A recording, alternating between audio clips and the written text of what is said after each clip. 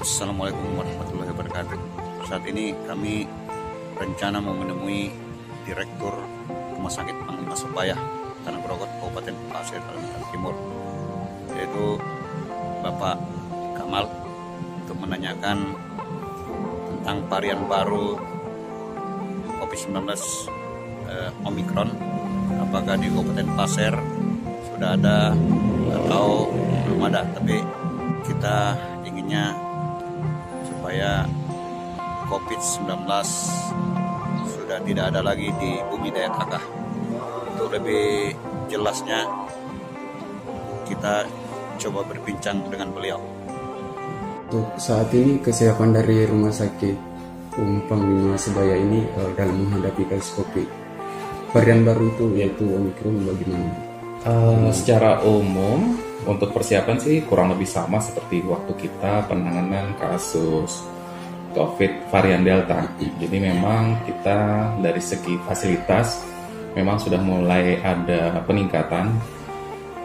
Untuk ruang isolasi yang tekanan negatif kita punya kalau yang utama itu adalah 21 tempat tidur. Kalau kita mau bergeser lagi bisa menambah sampai 40 tempat tidur, itu yang tekanan negatif. Tapi untuk yang tekanan non negatif itu kita bisa mencapai 60 atau sekitar 50 lah maksimal. Jadi total kurang lebih 90 tempat tidur yang kita siapkan. Tapi memang ruangan-ruangan itu kita gunakan sementara ini menjadi ruang perawatan biasa. Tapi begitu ada lonjakan kasus COVID, maka skenario atau namanya hospital disaster plan itu akan mengubah ruangan itu menjadi ruangan isolasi. Itu sudah kita siapkan skenario-nya. Kita beranjak lagi pada dari depan dulu. Proses screening kita sudah bangun post screening di depan IGD, menggantikan tenda yang dulu pernah ada di depan IGD. Jadi tenda yang lama sudah kita bongkar, kita kembalikan. Kemarin itu memang dipinjam dari BPBD. Nah ini kita punya post screening, kapasitasnya kurang lebih 4 bed. Memang itu post screening itu dibangun sesuai dengan standar yang sudah dikeluarkan oleh Kementerian Kesehatan. Jadi kita sudah punya ruang screening yang standar. IGD sendiri ada tempat transitnya, misalnya kita belum keluar hasil laboratorium untuk menunggu juga ada tempat khusus. Nanti begitu negatif ya masuk ke ruangan perawatan di IGD, lanjut ke ruang perawatan biasa.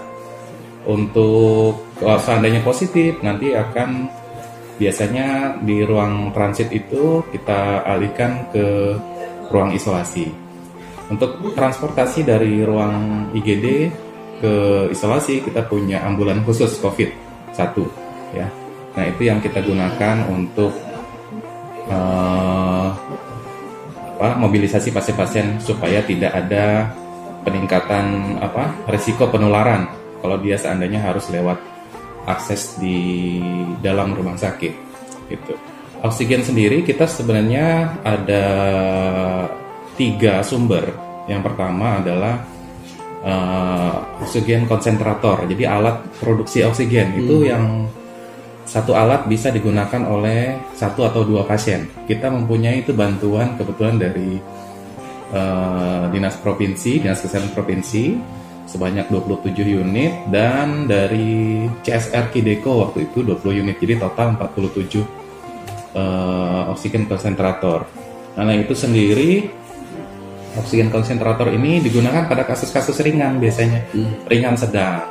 Jadi sangat terbantu, begitu alat itu dicolokkan ke listrik, dia akan memproduksi oksigen tanpa harus pakai oksigen tabung yang selama ini memang konvensional lah sudah dipakai secara luas. Lalu untuk stok tabung oksigen sendiri, saat ini tersedia 50 oksigen yang terisi, tapi total tabung kita sendiri sudah hampir 100 kurang lebih 120 karena ada bantuan juga beberapa yayasan dari luar daerah itu masuk ke rumah sakit, jadi total sekitar 120 tabung. Untuk produksi oksigen sendiri sebenarnya tadi yang pertama ya, sumber pertama. Sumber kedua adalah oksigen liquid. Nah, oksigen liquid ini memang waktu tinggi-tingginya gelombang kedua itu kita memang terkendala stok dari penyedia pihak ketiga karena rebutan itu dari Kaltim Kalsel, rebutan dari PT Samator. Nah, itu kapasitas kita tabung cairnya itu 4.000 kubik. Nah, itu yang biasanya kalau hari-hari biasa seperti ini 1 bulan pun belum tentu habis. Waktu kasus yang gelombang kedua Juli Agustus itu 4 hari pun bisa habis. Nah, itu yang kita coba antisipasi pertama dengan oksigen konsentrator dan oksigen tabung. Nah, untuk ke depan awal tahun ini kami sebenarnya sudah arahan permintaan dari pemerintah daerah kita memperbaiki generator oksigen yang sudah ada. Generator oksigen ini sudah tersedia sejak berdirinya rumah sakit, cuman karena penggunaan dan memang faktor umur ya, alat itu saat ini kondisi rusak. Nah, awal tahun ini kita sudah kontak penyedia yang harusnya akhir tahun kemarin karena ketersediaan namanya zeolit itu harus diimpor dulu dari Jerman atau Cina. Akhirnya mereka bisa bisa menyediakan tuh di bulan Maret ini.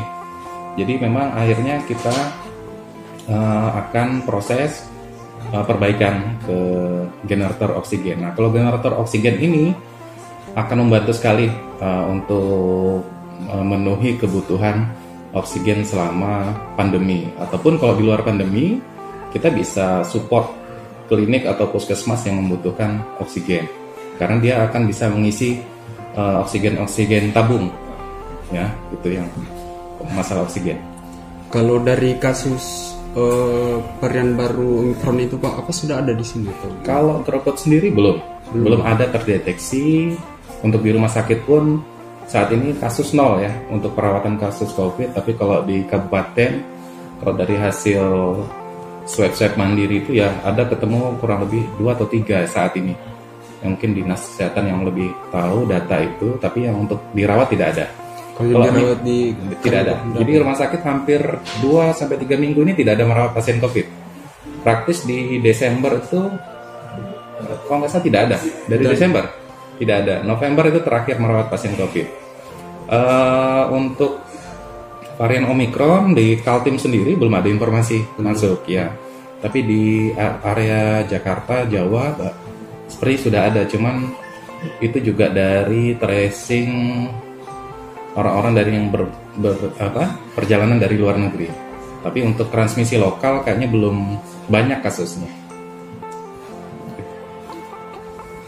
Kalau Pak, untuk ketersediaan obat sendiri?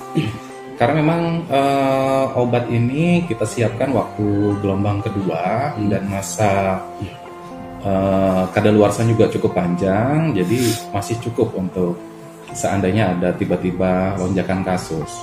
Tapi memang sebenarnya kita lebih terbantu, memang sangat terbantu dengan sudah mulai baiknya koordinasi antar dinas kesehatan, terutama dengan dinas kesehatan provinsi. Mereka sangat menjamin sekali kebutuhan obat dan APD, termasuk APD. Jadi begitu kita minta, dalam waktu singkat mereka langsung memenuhi kebutuhan yang kita butuhkan.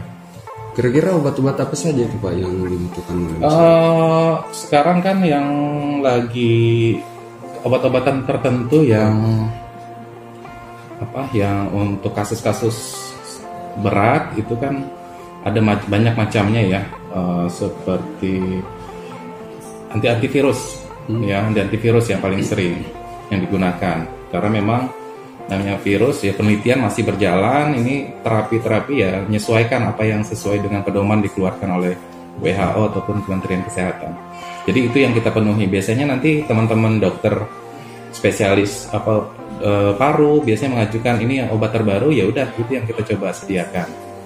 Biasanya ketersediaan itu selain dari anggaran belanja kita rumah sakit, juga kita coba ke dinas kesehatan. Biasanya mereka yang dinas kesehatan ini yang lebih banyak perannya sebenarnya dari ketersediaan obat-obatan ataupun APD. Berarti bisa dikatakan ini Pak, RS Panglima Sebaya ini sudah siap? Ya, kalau dari segi yang disebutkan tadi, kita sudah cukup siap. Mudah-mudahan ya memang pelajaran yang sangat berharga itu di gelombang kedua kemarin, karena dengan kondisi itu kita mau tidak mau, suka tidak suka harus siap. Nah, makanya ini tetap kita lakukan pembenahan untuk peningkatan kapasitas ataupun kualitas yang kita miliki. Oke guys, itu tadi perbincangan kami dengan Direktur Rumah Sakit Panglima Sebaya. Sebelum berpisah seperti biasa, kami selalu menyampaikan Bapak Harap wakadir jarijur alis sepi Quran wala Quran lima jaranusan. Kalau pedang melukai badan, masih ada jalan untuk sembuh. Namun kalau lisan melukai hati, kemana obat akan dicari kecuali minta maaf. Assalamualaikum warahmatullahi wabarakatuh.